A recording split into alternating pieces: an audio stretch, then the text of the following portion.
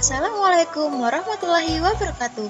Halo semua, selamat bertemu kembali. Kali ini kita akan belajar tentang konsep gerak. Setelah mempelajari materi ini, siswa diharapkan dapat menjelaskan perbedaan jarak dan perpindahan, menjelaskan perbedaan kecepatan dan kelajuan, menjelaskan tentang percepatan, menjelaskan pengertian dan jenis gaya, menjelaskan penjumlahan gaya dan pengaruhnya terhadap benda, dan menerapkan hukum-hukum Newton untuk menyelesaikan masalah. Nah, dalam materi ini ada 3 bagian penting yang akan kita bahas. Yang pertama ada gerak lurus, yang kedua ada gaya, dan yang ketiga ada hukum Newton. Perhatikan ilustrasi berikut. Nah, seorang anak lari dari arah sekolah menuju ke rumahnya. Menurut kalian, apakah anak itu melakukan gerak?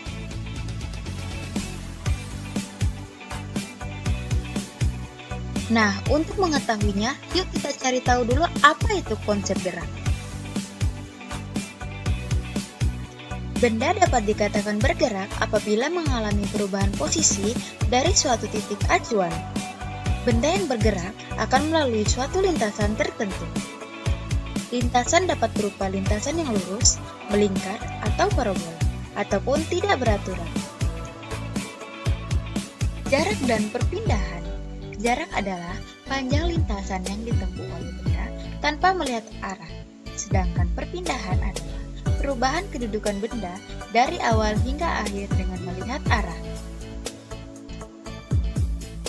Untuk lebih memahami konsep jarak dan perpindahan, yuk kita perhatikan contoh berikut.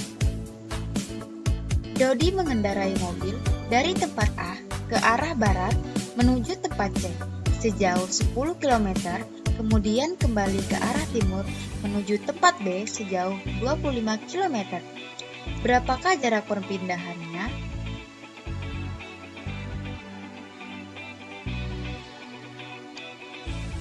Nah, diketahui A ke C sama dengan 100 km arah kanan berarti positif.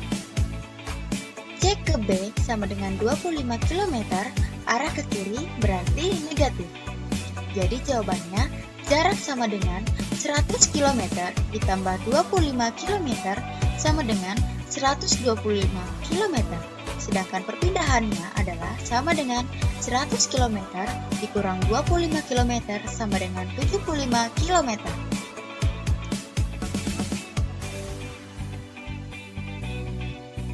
Kelajuan.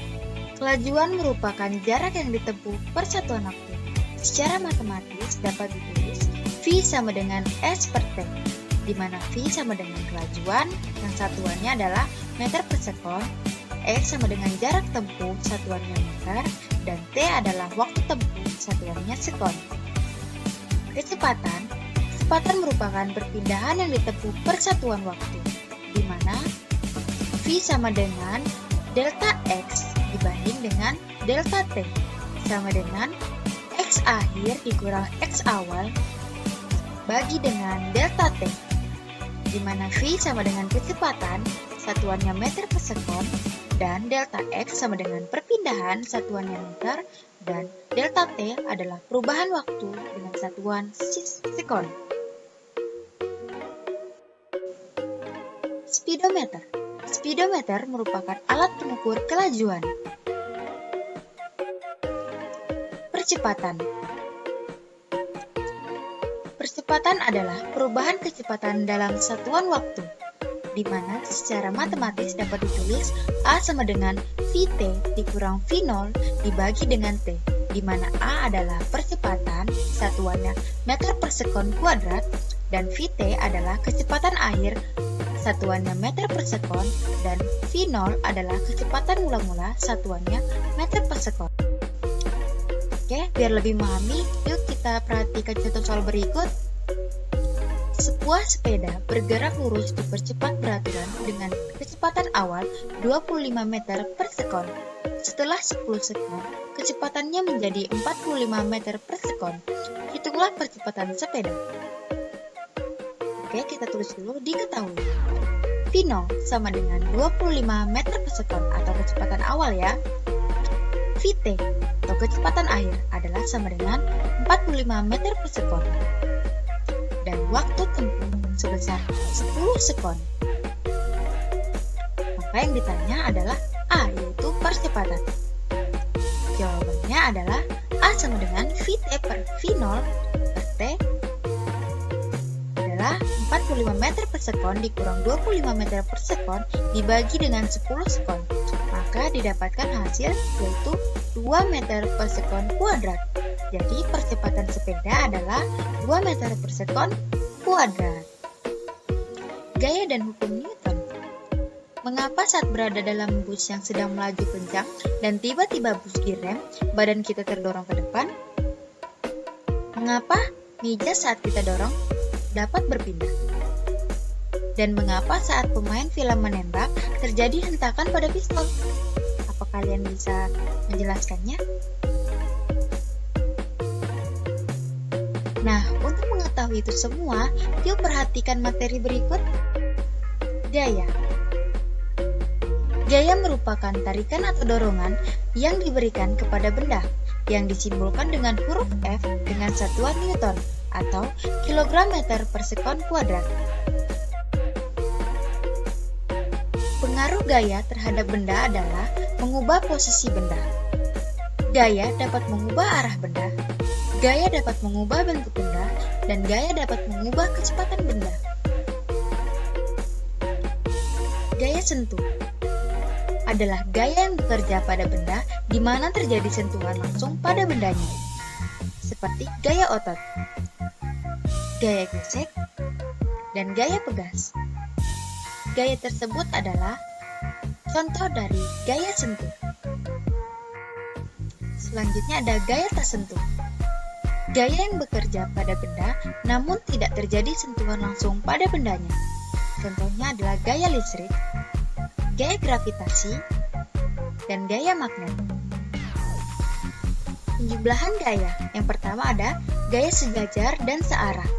Nah, bisa dilihat ya, di situ ada 2 Newton dan 4 Newton.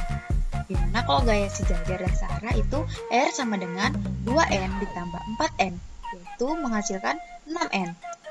Dan yang kedua ada gaya sejajar dan berlawanan arah, dimana R sama dengan 2N ditambah minus 4N sama dengan minus 2N, dimana minus ini adalah melambangkan arah, bukan melambangkan nilai. Jadi minus di sini tidak mempengaruhi nilai dari gaya itu sendiri, hanya menunjukkan untuk arahnya saja. Oke, mengerti? Lanjut, hukum 1 Newton. Bunyinya sendiri yaitu, jika resultan gaya pada suatu benda dengan maka benda yang mula-mula diam akan terus diam atau mempertahankan keadaan diam. Sedangkan jika benda itu bergerak, maka ia akan bergerak terus dengan kecepatan tetap. Nah, secara matematisnya ditulis dengan resultan F sama dengan 0 atau sigma F sama dengan 0. Adapun penerapan dari hukum 1 Newton adalah saat berada dalam mobil yang melaju kencang lalu direm, maka tubuh akan mempertahankan gerak ke depan, di mana kecenderungan mempertahankan posisi tersebut disebut dengan inersia. Hukum 1 Newton pada benda diam. Menurut hukum 1 Newton, penyebab diamnya sebuah benda adalah resultan gaya yang bekerja pada benda tersebut sama dengan 0. Nah, lalu gaya apa saja yang bekerja pada benda yang diam?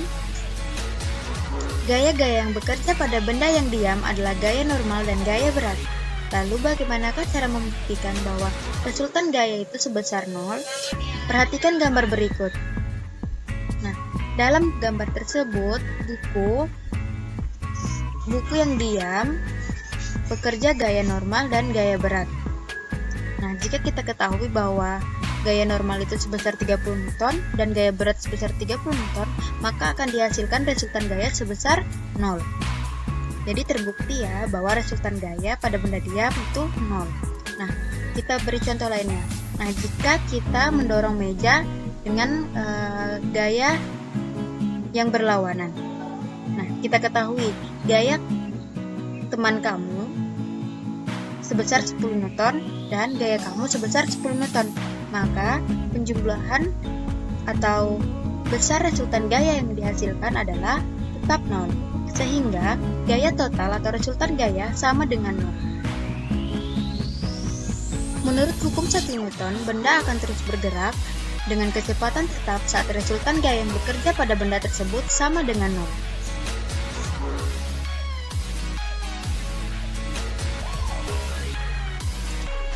Jika mobil yang bergerak dipengaruhi oleh gaya lain seperti gaya gesek, maka resultan gaya bukan sama dengan 0 atau resultan gaya tidak lagi sama dengan 0. Mengapa demikian? Karena kecepatan awal terhadap mobil dan kecepatan akhir itu berbeda, makanya kenapa resultan gayanya itu tidak lagi sama dengan 0. Nah, untuk lebih memahami materi hukum 1 Newton, perhatikan contoh soal berikut. Sebuah balok ditarik dengan gaya seperti pada gambar. Tentukanlah besar resultan gaya tersebut. Diketahui F1 sama dengan 40 Newton, F2 26 Newton, sedangkan F3 sebesar 14 Newton. Yang ditanyakan adalah besar resultan gayanya. Jawab, resultan gaya sama dengan F1 ditambah F2 ditambah F3. Karena F1 itu gayanya berlawanan arah, maka nilainya minus, di mana min F1 ditambah F2 ditambah F3 menghasilkan 0 Newton.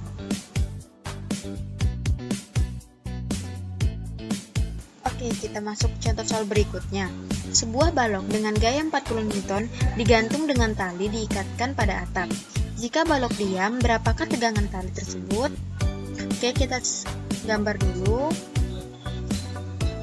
gaya balok sebesar 40 Newton. Diketahui gaya berat sebesar 40 Newton dan resultan gaya karena dia diam berarti resultan gayanya 0. Yang ditanya adalah tegangan tali. Kita jawab, resultan gaya sama dengan 0, di mana T sama dengan W, atau tegangan sama dengan gaya berat. Oke. T dikurang 40 Newton menghasilkan 0, di mana T adalah 40 Newton. Jadi, besar tegangan tali adalah 40 Newton. Hukum Newton. Bunyi hukum Newton yaitu percepatan yang ditimbulkan oleh gaya yang bekerja pada benda berbanding lurus dengan besar gayanya dan berbanding terbalik dengan massa benda. Adapun secara matematisnya ditulis A sama dengan resultan gaya dibanding dengan massa benda, di mana resultan gaya sama dengan massa dikali percepatan benda. Adapun penerapan dari hukum Newton yaitu saat mendorong mobil yang mogok, jadi semakin banyak orang yang mendorong mobil, maka semakin mudah mobil tersebut bergerak. Nah, berdasarkan hukum Newton, suatu benda akan bertambah kelajuannya jika diberikan gaya total yang arahnya sama dengan arah gerak benda. Akan tetapi, jika arah gaya total yang diberikan pada benda tersebut berlawanan dengan arah gerak benda, maka gaya tersebut akan memperkecil laju benda atau bahkan menghentikannya. Nah, karena perubahan laju atau kecepatan merupakan percepatan, maka dapat disimpulkan bahwa gaya total yang diberikan pada benda dapat menyebabkan percepatan. Untuk lebih jelasnya, perhatikan gambar berikut ya. Oke, kita masuk ke contoh soal. Sebuah mobil ditarik oleh truk dengan percepatan 2 meter per sekon kuadrat. Nah, jika massa mobil adalah 600 kg, berapakah gaya yang dibutuhkan truk untuk menarik mobil? Oke, diketahui di mana percepatan mobil sebesar 2 meter per sekon kuadrat dan massa mobil sebesar 600 kg. Nah, yang ditanyakan adalah besar gaya yang dibutuhkan truk untuk menarik mobil. Jawab, mana gaya yaitu massa dikali dengan percepatan. Kita masukkan nilainya, 2 meter per sekon kuadrat dikali 600 kg sebesar 1200 Newton. Jadi, besar gaya yang dibutuhkan truk adalah sebesar 1200 Newton. Hukum 3 Newton. Adapun bunyinya yaitu ketika suatu benda memberi gaya sebagai aksi kepada benda kedua, maka benda tersebut memberi gaya reaksi sama besar terhadap benda tersebut tetapi arahnya berlawanan. Secara matematisnya ditulis F aksi sama dengan minus F reaksi. Adapun penerapannya yaitu saat seseorang mendayung perahu, maka pendayung akan mendorong air ke belakang sebagai aksi. Nah, sebagai reaksinya, air akan memberi gaya sehingga perahu bergerak ke depan. Nah, kita masuk ke contoh soal. Sebuah mobil memiliki massa sebesar 120 kg. Kemudian mobil tersebut mendorong tembok dengan gaya 200 Newton. Maka, berapakah besar gaya reaksi yang dilakukan oleh tembok terhadap mobil? Diketahui, massa sebesar 40 kg. Gaya aksi sebesar 200 Newton. Yang ditanyakan, gaya reaksi. Jawab. Gaya aksi sama dengan minus gaya reaksi, di mana gaya aksinya 200 Newton dan gaya reaksinya yang ditanyakan. Berarti gaya reaksinya sebesar minus 2 Newton. Jadi, besar gaya reaksi yang ditimbulkan tembok adalah sebesar minus 200 Newton. Oke, cukup sekian pembelajaran kita hari ini. Jika ada yang ingin bertanya, silahkan tulis di kolom komentar ya. Terima kasih atas perhatiannya. Saya tutup. Wassalamualaikum warahmatullahi wabarakatuh.